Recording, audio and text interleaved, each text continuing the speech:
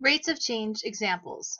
Objectives. By the end of this lesson, you should be able to read a rates of change application and extract key quantities and rates, identify what a rates of change application problem is asking you to solve for, and solve a variety of application problems involving rates of change. Alright, in this first example, we have the position of a particle is given by s of t equals t cubed minus 3t squared minus 6t plus 5, where time is measured in seconds and s of t is measured in feet. In part A, we're asked to find the initial velocity. So again, initial is a keyword meaning that time is 0. So in other words, find the velocity when time equals 0. So first we need the velocity function, so we're going to need to take the derivative of position. So v of t is 3t squared minus 6t minus 6 using the power rule. So the initial velocity v of 0, if I substitute 0 into each of these t's, the only thing left over is going to be negative 6. And it's important I include units, so feet per second. Now in part B, find the velocity after 2 seconds has passed. Now I'm going to have to substitute 2 into my velocity function. So I'm interested in v of 2. So 3 times 2 squared minus 6 times 2 minus 6. So 2 squared is 4 times 3 is 12. Minus 6 times 2 is 12.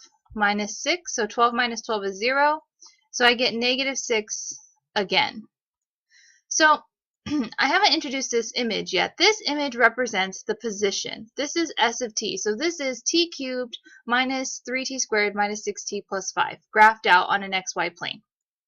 So the units or the labels are incorrect here. This should actually be my time axis, where time is in seconds, and then the vertical axis is going to be in feet, because this represents my s of t, my position.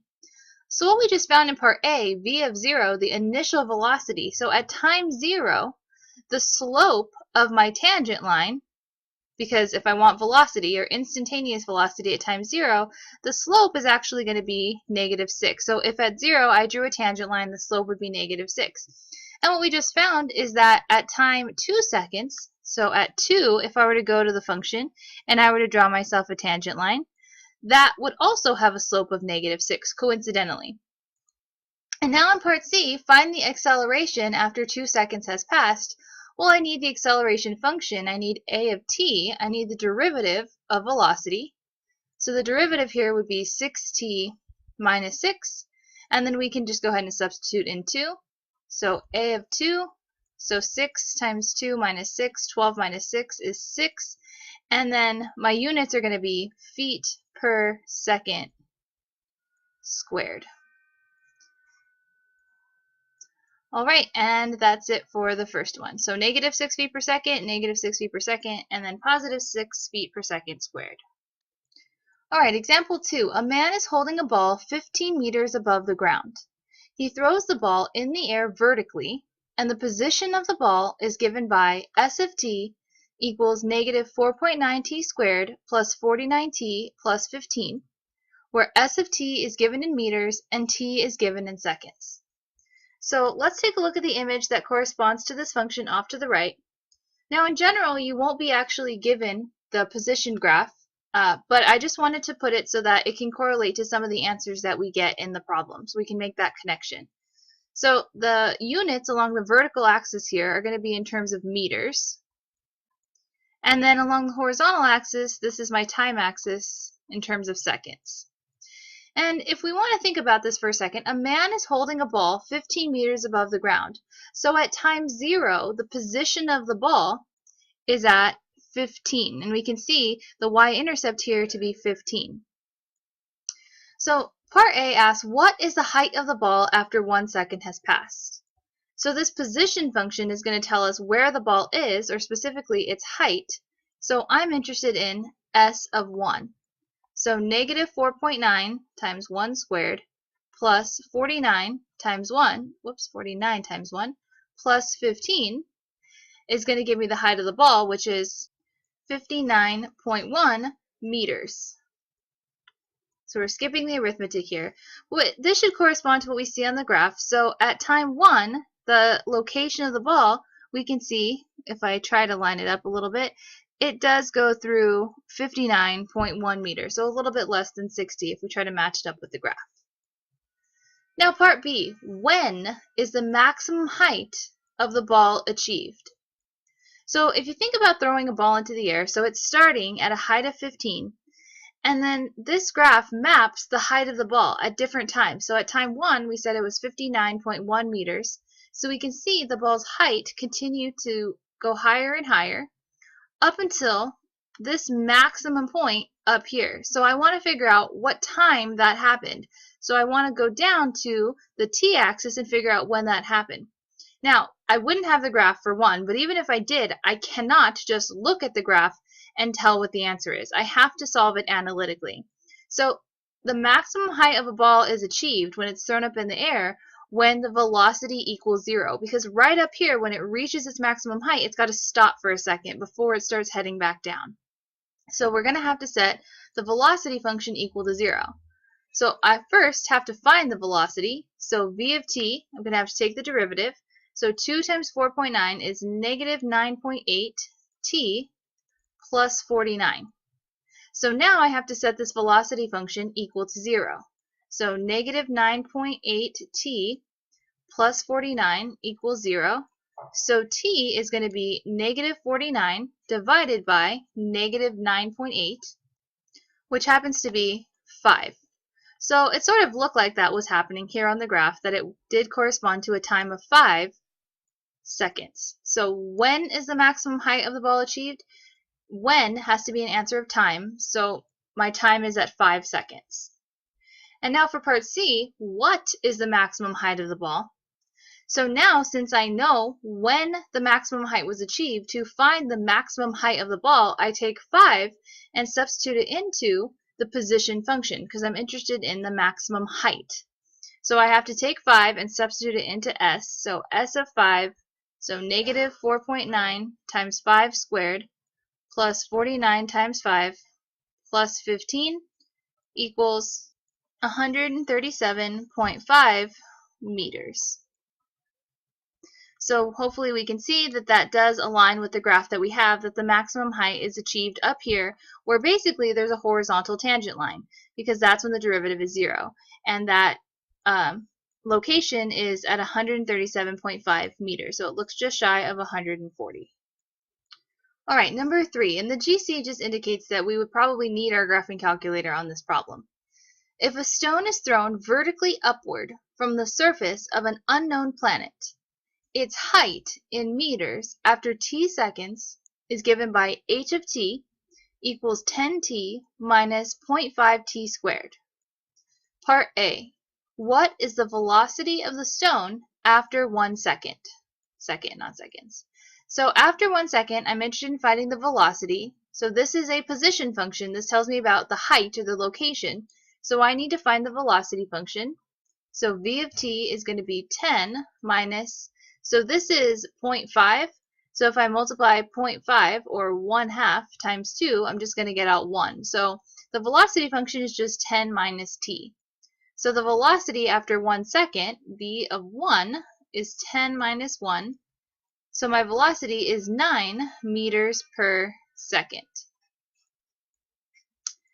Now in part B, what is the velocity of the stone after it has risen 18 meters? So this is kind of a tricky question. What is the velocity of the stone? So I want a velocity just like in part A, but after it has risen 18 meters. So in this previous one, I wanted the velocity at 1 second. And I could go ahead and substitute that time of 1 second into my t of my velocity function. But here I can't take 18 meters and substitute it into my time. So what I have to do is find the time when the stone is 18 meters high. So I'm going to go ahead and do part B over here where I have some space. So what I first need is a time to substitute into the velocity function. So to find that time, I want the height of my stone to be 18. So what I'm doing is I'm going to have to set 10t minus, and I'm going to write this as 1/2 t squared. I'm going to have to set this equal to 18 and solve for t. Now, here's what I cannot ever do. is just go ahead and take a t out of both of these parts and set each one equal to 18. That is not how I solve a quadratic. So what I have to do is get everything on one side and a 0 on the other side. So what I'm doing is I'm going to put the negative 1/2 t squared first, the 10t next, and then I have to subtract 18 over to force this to equal 0. So I cannot, again to repeat, I could not at this step just pull out a t and then set each piece equal to 18. That does not ever work. I have to set the function equal to 0 and then factor.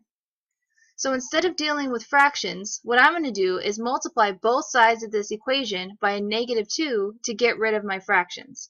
So -2 times negative 1/2 t squared plus 10t minus 18, and then -2 times 0. So that will keep my right side 0. It'll just leave me with something easier on the left side to deal with.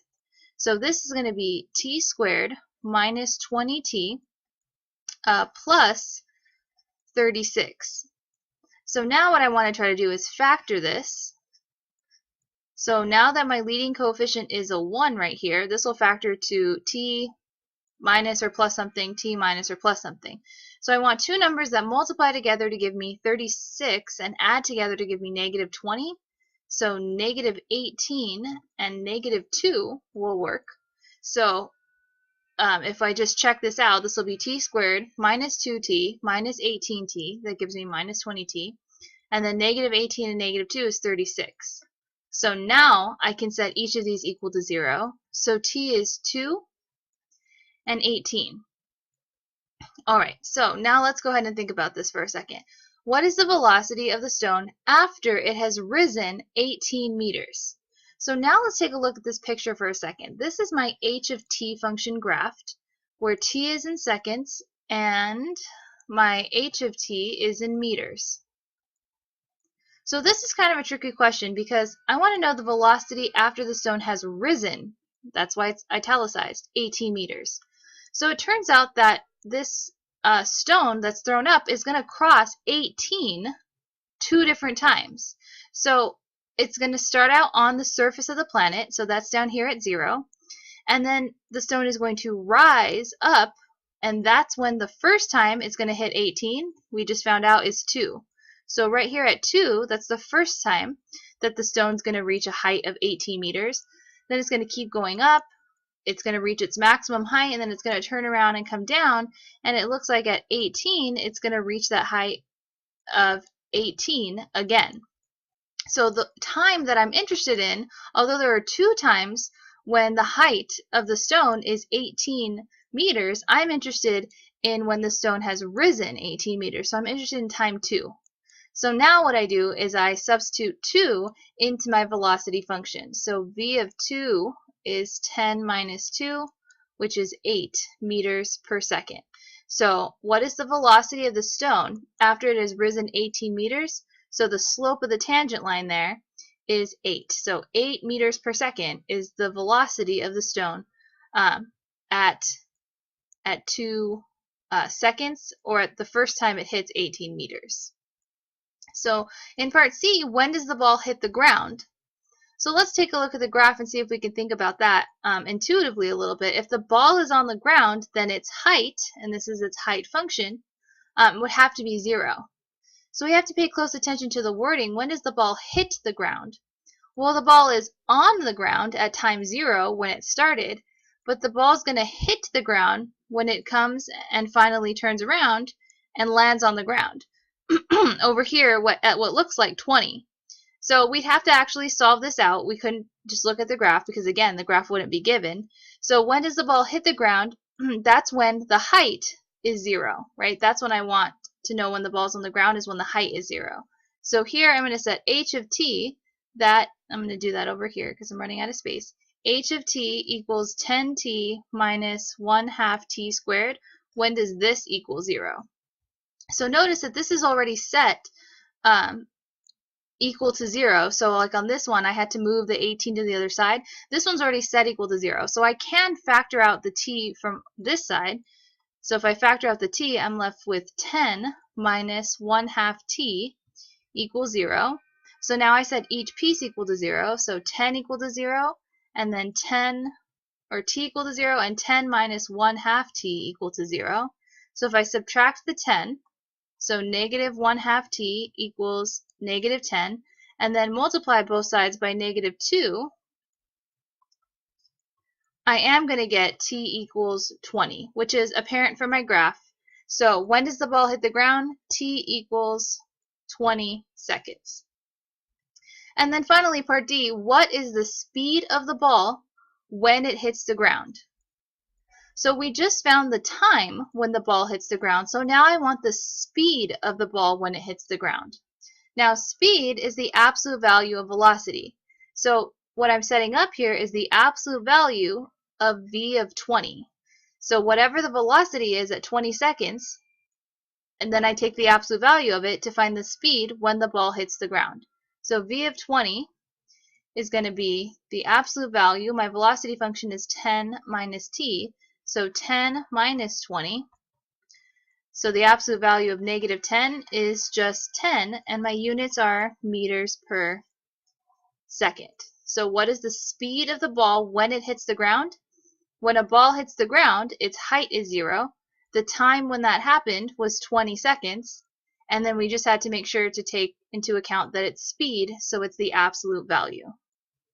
Alright, example 4. The position of a particle is given by the equation s of t equals t cubed minus 6t squared plus 9t, where t is measured in seconds and s in meters. Part A. What is the velocity after 2 seconds and after 4 seconds? So I need the velocity function. I need v of t. I'll go ahead and put that up here. So the derivative is 3t squared minus 12t plus 9. So I need to substitute 2 and 4 into that velocity function. So v of 2, skipping the arithmetic here, is negative 3, and my units are meters per second. And v of 4, if I substitute 4 into each of those t's, I'm going to get positive 9 meters per second. So let's go ahead and take a look at the graph now. This would be the position function s of t. So the vertical axis units are meters, and the horizontal axis is seconds. So what we just found is that at time 2, if I were to draw a tangent line, that instantaneous rate of change, that velocity, is going to be negative 3. And at 4, if I were to go ahead and go up to the graph, maybe way up here, and draw a tangent line, that instantaneous rate of change would be 9 meters per second. So now in part B, when is the particle at rest? So the particle is going to be at rest when velocity v of t is set equal to 0. So let's go ahead and look at our graph for a second and think about how many answers we're going to get out. So if the velocity is 0, well, that's like saying the derivative of position is 0. So I can see on this graph there's going to be 2 places with horizontal tangent lines. One clearly looks like 3, and the other looks like probably 1. So we're going to actually have to do the work to show this. We're going to have to set the velocity function. So I'm going to continue that work up here. 3t squared minus 12t plus 9, I'm going to set that equal to 0. So I'm going to go ahead and factor out the 3 and have t squared minus 4t plus 3 equal to 0. And then I'll have to factor this to be t minus 3, t minus 1. So as it looked like in the graph, t equals 1 and 3 are the 2 times in seconds where the velocity is 0. So that's when the particle is at rest. So at 1 and 3 seconds. So again, I would not be given the graph, so this would be the way I have to solve this. Now, just to be clear again, I can't move the 9 to the other side, make it negative 9, factor out the t's. That doesn't work. Whenever I solve an equation, I have to have one side be 0. It's the only way it will work. So now in part C, when is the particle moving forward? So what I'm interested in is when is the velocity greater than 0? When is the velocity greater than 0? So that's like asking, when is the derivative positive? So if I'm able to look at the graph here, well, for one, I'm only concerned with what happens to the right of this vertical axis, so 0 and on, because over here this is negative time, so that doesn't make any sense. So from 0 on, I'm thinking about when is the derivative positive. So I'm thinking I want positive slope. So we would have to solve this without using a graph. But if we had a graph like this, the particle is moving forward when the graph has positive slope or positive derivative values. So between 0 and 1, if we just found out this was a maximum up here, this is a place where the derivative is 0, over here, if I drew a bunch of tangent lines, they would have positive slope everywhere. So the particle would be moving forward between 0 and 1. And then all of a sudden between 1 and 3, I start having negative slope. As we found at 2, I had negative, negative, negative slope. So I don't want that to be part of my answer. But as soon as I get past 3, I start to have positive slope again. This was positive 9. This would be positive slope. All of this would be positive slope. So 0 to 1, and, in math, this U means and, 3 to infinity would be my answers. Now, I would have to, again, solve this analytically, or I would have to do it by setting the equation up here, 3t squared minus 12t plus 9, to be greater than 0.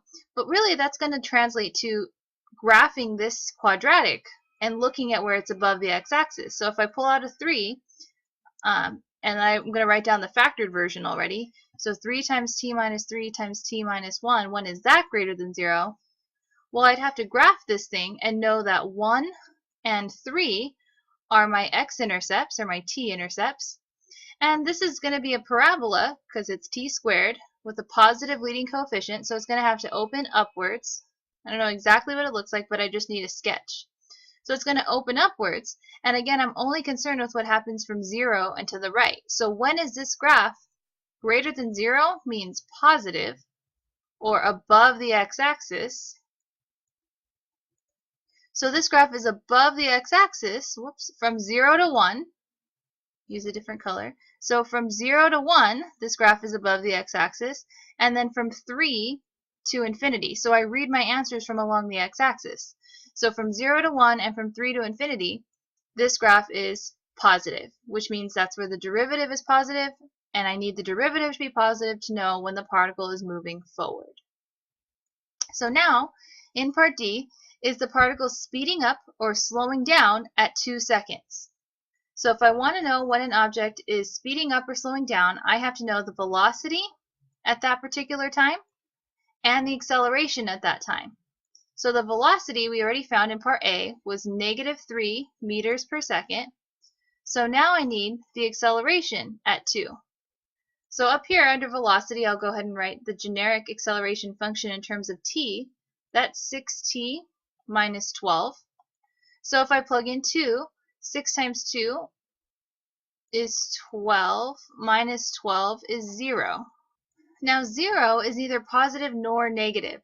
So in order to say something's speeding up or slowing down, both acceleration and velocity have to have the same sign or opposite signs, but 0 has no sign. So at 2, the answer is neither speeding up or slowing down. Neither speeding up or slowing down. It's not doing either. And now for part E. So I'm going to go ahead and scroll down and make a little bit of space. So find the total distance traveled by the particle during the first 4 seconds. So I need to know whether or not the particle stopped at all during the first 4 seconds. And in part B, we know that it did. The particle stopped twice during the first 4 seconds, at 1 and at 3. So what that means is I'm going to need to add up all of the distances traveled over each of those intervals. So let me write out the expanded version and then we'll talk about it. I have to figure out how far the particle traveled between time 0 and time 1 in the distance function, or the position function. So I need to know, well, where was the object at 1 second, and subtract where it was at 0 seconds. So the absolute value of s of 1 minus s of 0. So the position at 1 minus the position at 0, that's how far it traveled between 0 and 1 second. Then I need to add to it how far the object traveled between 1 and 3 seconds, the next time it stopped. So it stopped at 3. So where was it at 3 seconds? What's s of 3? And then I'm going to subtract where it was at time 1. So this is how far the object traveled in the first second. This is how far the object traveled over the next 2 seconds, from 1 to 3. And then I need to go up to 4 seconds, so I need to add, well, where was it at 4 seconds minus wherever it was at 3 seconds. So I have to add up 3 total distances to get the total distance traveled.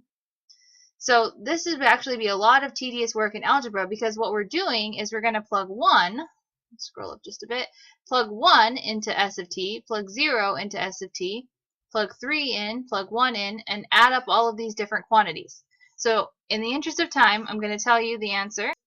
This is the absolute value of 4 plus the absolute value, this happens to be negative 4, and this one happens to be positive 4. So this would be 4 plus 4 plus 4, so a total distance of 12, and my units are in meters. Alright, and in this last example, we have a particle travels along a horizontal line, and its position is given by s of t and velocity by v of t, where t is in seconds. Only select positions and velocities have been given in this table. So t is in seconds, and the times that I've been given information about are 0, 2, 5, 6, 8, and 10. I've been given my position in feet, so 0, 4, negative 2, 1, 3, and 6 that correspond to each of those times. And then I've been given velocities in units of feet per second that correspond to each of those times as well. So in part A, find the average velocity from t equals 5 to t equals 6. So the formula for average velocity, v average, I'm going to have to find the position at time 6 minus the position at time 5 over the change in time, 6 minus 5. So let's go ahead and fill in this information. So s of 6, so I'm looking at the position function at time 6 is 1. So this is 1 minus s of 5. So the position at 5 is negative 2. So 1 minus negative 2 over 6 minus 5, so that's 1. Now, let's keep track of our units here. So the position, so s of 6 minus s of 5, those are 2 units in terms of feet. So I'm subtracting 1 foot minus negative 2 feet. So my units here are still in feet. And on the bottom, my units are in seconds. This is 6 seconds minus 5 seconds. So this is feet per second, which we wanted a velocity, an average velocity, and velocity is a rate with a quantity over a time. So 1 minus negative 2 is going to give me 3 feet per second is the average velocity. Part B, is it possible to find the velocity at 5.5 seconds? Explain. So I know the velocity at 5 is 1, and the velocity at 6 is negative 1. But I've only been given select positions and velocities.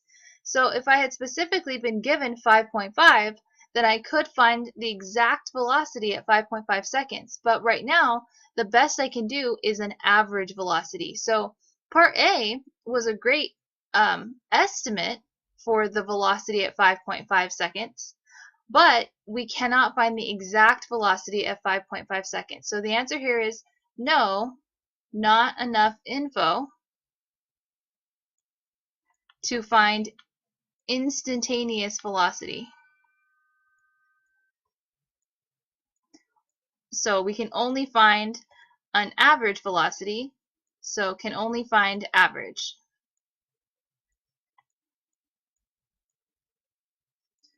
Which is an approximation of an instantaneous velocity.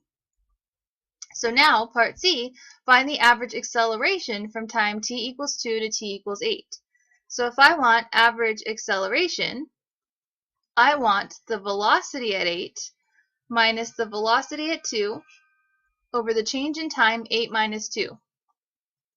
So v of 8, so now I'm looking at this bottom column, v of 8 is positive 2, minus v of 2, so at 2 my velocity function is 3, over 8 minus 2 is 6.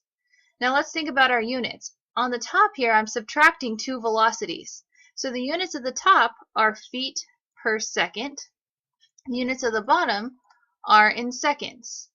So 2 minus 3 is negative 1 over 6, and this feet per second is feet per second squared.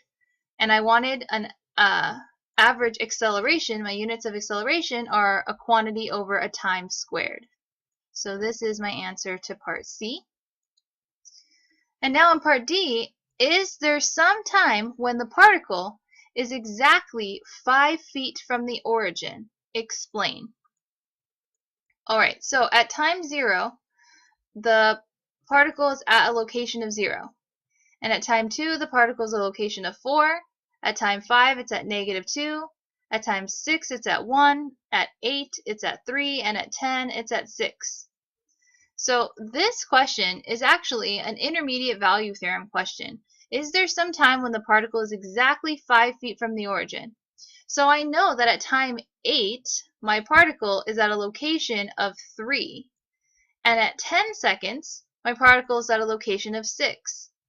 So if this is a continuous function, and this is based on time, where time is continuous, so since this is a continuous function, I know that in order for my particle to go from 3 feet to 6 feet, at some point I have to cross 5 feet. So is there some time when the particle is exactly 5 feet from the origin? Explain. Yes. Since my position function is continuous, I'm going to abbreviate, and 5 is between the position at time 10, so 5 is between s of 10, because s of 10 is 6, and 5 is bigger than s of 8, because this quantity is 3. So the function's continuous. 5 falls between s of 8 and s of 10, because this quantity is 3 and this quantity is 6, and 5 is between 3 and 6. So by the IVT, there is some time between 8 and 10 seconds, where s of t would have to equal 5. So there is going to be a time when the particle is exactly 5 feet from the origin if at some point, specifically if at 8 seconds the particle is at 3 and at 10 seconds the particle is at 6, if the function is continuous, because the function of time it is, I have to get from 3 to 6 by at some point crossing over 5.